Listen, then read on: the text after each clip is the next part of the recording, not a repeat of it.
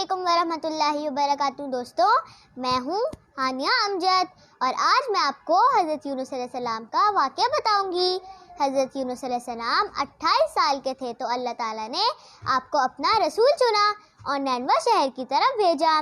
نینوا پہنچ کر حضرت یونس علیہ السلام اللہ تعالیٰ کا پیغام لوگوں تک پہنچاتے رہے۔ جب بھی حضرت یونس علیہ السلام ان لوگوں کو سمجھاتے، وہ لوگ ان کی بات نہ سنتے۔ حضرت یونس علیہ السلام نے ان کو بار بار سمجھایا کہ برے کام چھوڑ کر نیک کام کرو اور اللہ کے عذاب سے ڈرو، لیکن ان نافرمانوں نے اپنے طریقے نہ بدلے تو حضرت یونس علیہ السلام ان لوگوں سے بالکل ہی مایوس ہو گئے۔ انہوں نے نا امید ہو کر ان لوگوں کے لیے عذاب کی بدعا کی اور دکھی دل کے ساتھ بستی سے باہر کی طرف چل پڑے۔ حضرت یونس علیہ السلام کے اپنی قوم سے روانہ ہونے کے بعد اللہ تعالیٰ نے ان پر بڑا سخت عذاب بھیجا، لیکن جب بستی والوں نے دیکھا کہ عذاب آ رہا ہے تو سب بستی سے باہر ایک میدان میں آ کر اللہ تعالیٰ سے توبہ استغفار کرنے لگے۔ اللہ تعالیٰ نے عذاب دور کر دیا۔ ادھر حضرت یونس علیہ السلام اس انتظار میں تھے کہ بستی والوں پر عذاب نازل ہوگا۔ بستی والوں کی توبہ استغفار کے بارے میں وہ نہیں جانتے تھے۔ انہیں یہ فکر ہوئی کہ میں بستی میں واپس گیا تو مجھے جھوٹا قرار دے کر قتل کر دیا جائے گا۔ اس بنا پر انہوں نے ہجرت کا ارادہ کیا اور چلتے چلتے بحر روم کے کنارے پہنچ گئے۔ وہاں ایک کشتی جانے کے لیے تیار تھی، اس پر سوار ہو کر روانہ ہو گئے۔ جب کشتی بیچ سمندر میں پہنچی تو شدید طوفان آ گیا اور کشتی ڈولنے لگی۔ کشتی والے نے کہا کہ ضرور کوئی مسافر اپنے مالک سے بھاگ کر آ گیا ہے، لیکن جب کوئی نہ بولا تو اس نے کہا کہ سب مسافروں کے نام کی پرچی نکالو اور جس کا نام نکلے اس کو باہر پھینک دو۔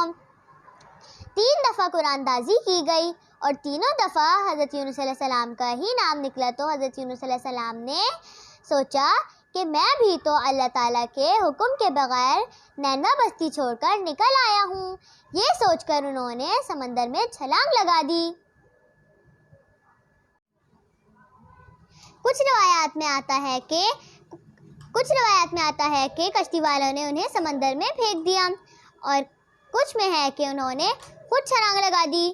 جو ہی آپ علیہ السلام سمندر میں گرے تو ایک مچھلی آپ کو نگل گئی۔ جب حضرت یونس علیہ السلام مچھلی کے پیٹ میں تھے تو آپ کو خیال گزرا کہ میں مر چکا ہوں، لیکن جب ہاتھ پاؤں ہلائے تو زندگی کا یقین ہوا تو فوراً اللہ تعالیٰ کو پکارا اور دعا کی، لا الہ الا انت سبحانک انی کنت من الظالمین۔ ترجمہ: اے اللہ، تیرے سوا کوئی معبود نہیں، تو ہر عیب سے پاک ہے، بے شک میں قصوروار ہوں۔ اللہ تعالیٰ نے حضرت یونس علیہ السلام کی دعا قبول کی اور 40 دن بعد مچھلی کے پیٹ میں سے نکال کر ایک میدان میں ڈال دیا اور ایک کدو کی بیل بھی اگائی۔ حضرت یونس علیہ السلام نہایت کمزور اور لاغر ہو چکے تھے۔ اس بیل سے آپ علیہ السلام کو غذا اور سایہ مل گیا۔ آہستہ آہستہ آپ علیہ السلام کے جسم پر کھال اور پھر بال جم آئے۔ آپ علیہ السلام تندرست اور توانا ہو گئے۔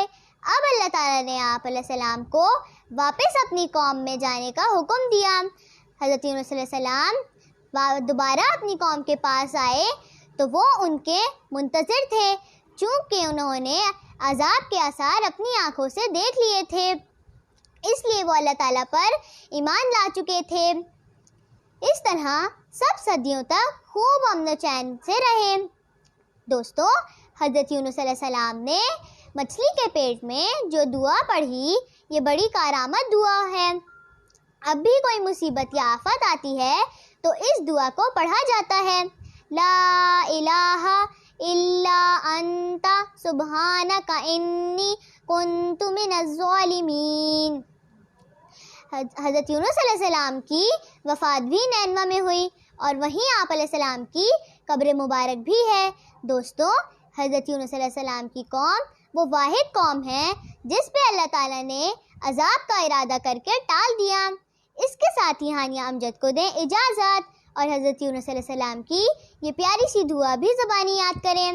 السلام علیکم۔